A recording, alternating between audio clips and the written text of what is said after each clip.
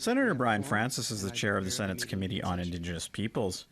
He says there are a number of reasons why survivors and the public at large are not able to access residential school records in the manner they should. There's lack of human resources to do the job and lack of financial resources to do the job properly. Those are critical areas that have to be covered off in order for this work to take place, because as I mentioned earlier, the records are scattered out across Canada, very little information on them. It's going to take some deep dive into them to get the proper information out. So it's going to take a lot of work and a lot of coordination to bring this about properly.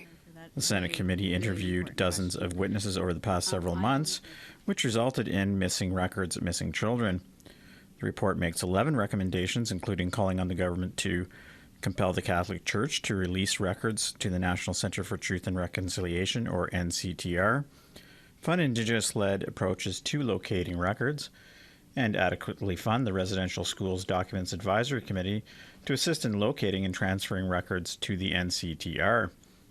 Francis says it is particularly important that accessing and transferring documents be led by Indigenous institutions, such as the NCTR.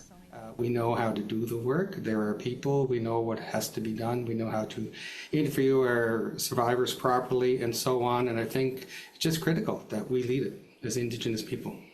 In an emailed statement, the NCTR fully supports all of the report's recommendations, particularly with respect to the transfer and release of residential school records into its care. Fraser Needham, APTN National News, Ottawa.